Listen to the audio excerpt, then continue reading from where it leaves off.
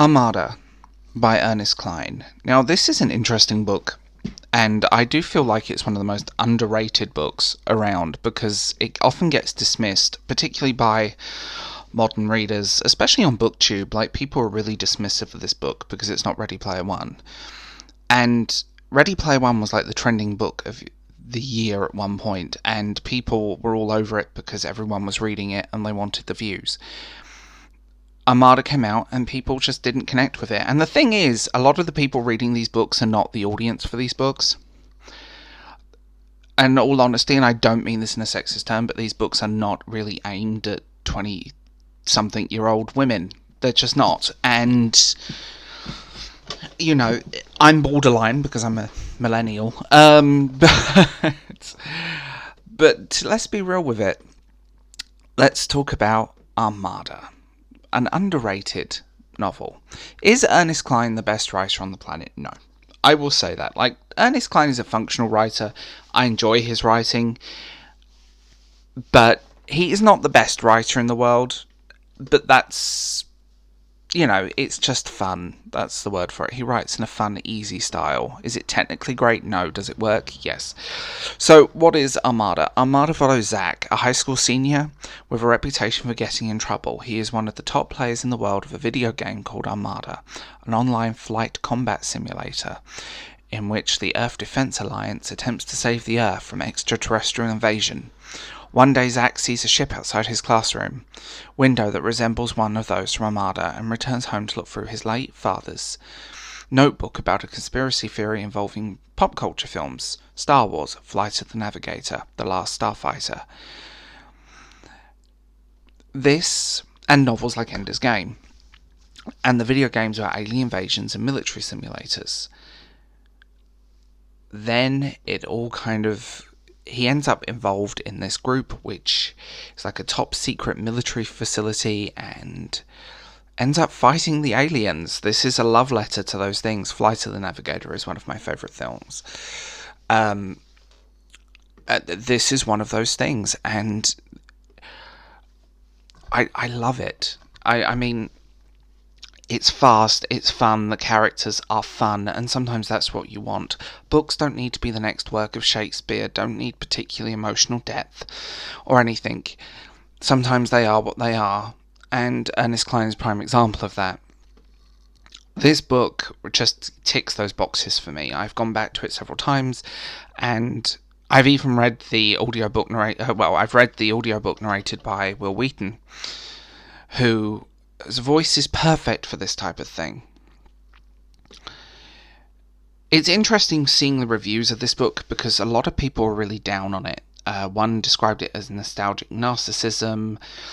Other people said it basically existed to be a sci-fi cliche. And others said it was the worst sort of nerdy wish fulfillment fantasy. But the thing is, all books pretty much now are wish fulfillment fiction. I mean, look at the YA industry. I'm not like other girls and I'm practically perfect.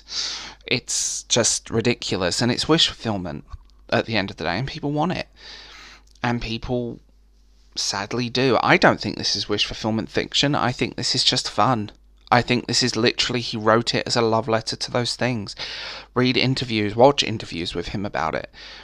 It's a love letter to nerd culture, and now we live in an age where nerd culture is being overtaken by a group of people who really have no business being there and don't even engage with the content they're moaning about. There is a problem.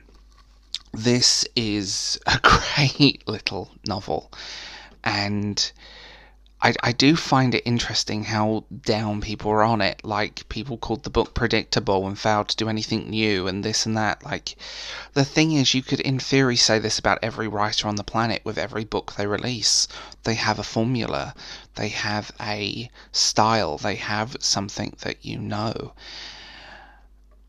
And I'm looking forward to several others of his work. I do love the controversy around the poem that he wrote where he's, oh my god,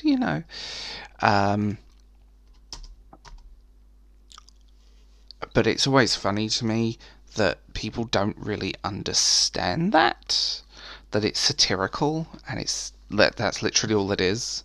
But then again, we live in an age where everyone takes everything literally, where satire does not exist, and that's kind of a weird thing to say, isn't it? Like, everything is literal, everything is in your face, everything is... Sorry about the noise in the background. Everything is just a collection of slam poetry. And I find it just fascinating that people are so down on stuff like this. Like, at the end of the day, and I always say this, just because something isn't for you doesn't mean it's bad. Just because something isn't aimed at you, and that's okay. That is okay. Not everything has to be aimed at everyone. Things are aimed at the market, and I think the thing is, a lot of people jumped on Ernest Cline because it was cool and geek culture and all of this, and when he did repeat the formula somewhat, but in a different way, it just... people were disappointed because suddenly it wasn't trendy and it wasn't cool, and cis white male writing geek culture, like, go away. You know, people are quite... what's the phrase I'm looking for? People are very down on this type of thing, and I think this book is genuinely just underrated. It's great, it's fast, it's fun, and I wish people would give it a chance and enjoy it for what it is. Not every book needs to be Shakespeare or the next great Gatsby or Wuthering Heights. Sometimes a book is just what it is: fun, a love letter, a little nostalgia, a little childhood. And I also think a lot of people didn't relate to this book on that level because the people reading it didn't get it. They weren't that generation. They weren't that kid. They were predominantly people born in the 90s and 2000s that have read it, or mid to late 90s and in the 2000s. You know, you're a little bit too young for it, maybe. This book isn't for you. It's for people like me. It's for us. And that's okay. This book is criminally underrated. Do read it.